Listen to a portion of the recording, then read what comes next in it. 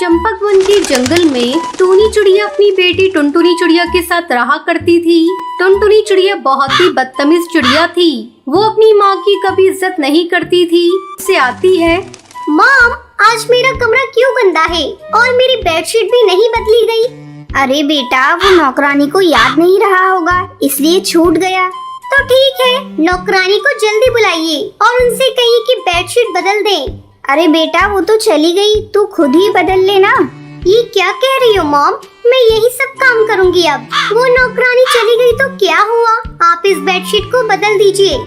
अरे टुनटुनी चिड़िया, तू ये कैसी बातें कर रही है? तुझे जरा भी तमीज नहीं है कि अपनी माँ से किस तरह से बात करनी चाहिए? मॉम, वो सब मैं कुछ नहीं जानती। मैं वॉशरूम जा रही हूँ, तब तक आप मेरा बेडशीट बदल दीजिए। टुनटुनी चिड़िया वॉशरूम चली जाती है।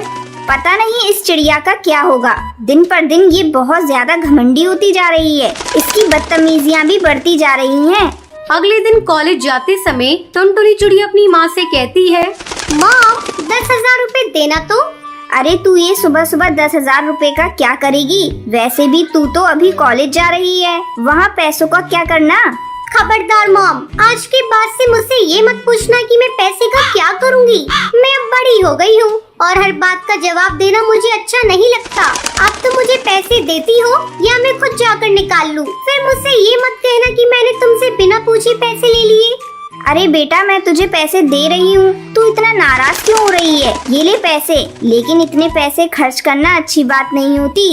शाम को जब टुनटुनी चिड़िया कॉलेज से आती है तो उसके साथ उसकी दो सहेलियां भी होती हैं, पिंकी चिड़िया और लूसी कबूतरी। वो दोनों टुनटुनी चिड़िया के घर जाती है। टुनटुनी उनसे बैठने को कहती है। तुम दोनों यहाँ बैठो, मैं तुम दोनों के लिए चाय नाश्ता अरेंज करके आती हूँ। थोड़ी देर बाद जब टुनटुनी चिड़िया आती तो उन दोनों से कहती है, और बताओ, तुम दोनों को मेरा घर कैसा लगा? तुम लोग तो मेरे घर पहली बार आई हो। तुम लोगों को पता है, इस बार कॉलेज के इलेक्शन में भी मैं लड़ने की सोच रही हूँ। जंगल के सभी पक्षी मेरे साथ हैं। हाँ, ये तो बहुत अच्छी बात है। तुम लड़ना, हम लोग भी तुम्हारा साथ देंगे।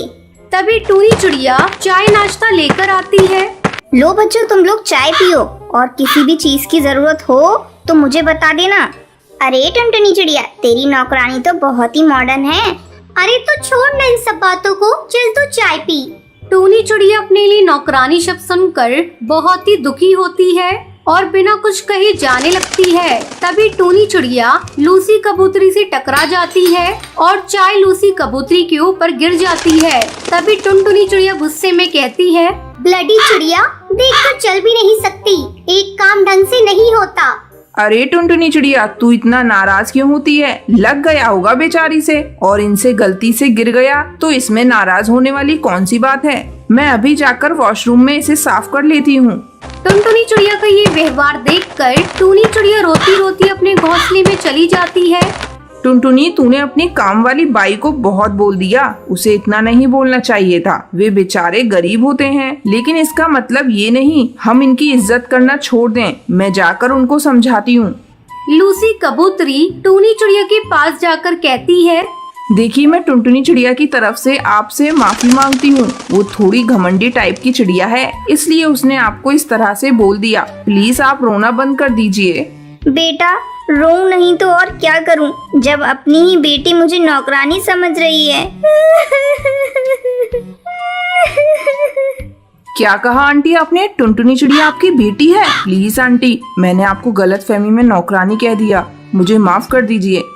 बेटा, इसमें तुम्हारा कोई दोष नहीं, मेरी किस्मत ही ऐसी है। टुनटुनी के पापा के जाने के बाद मैंने ही टुनटुनी चिड़िया को जिद्दी बना दिया और वो अच्छे बुरे की समझ भूल गई।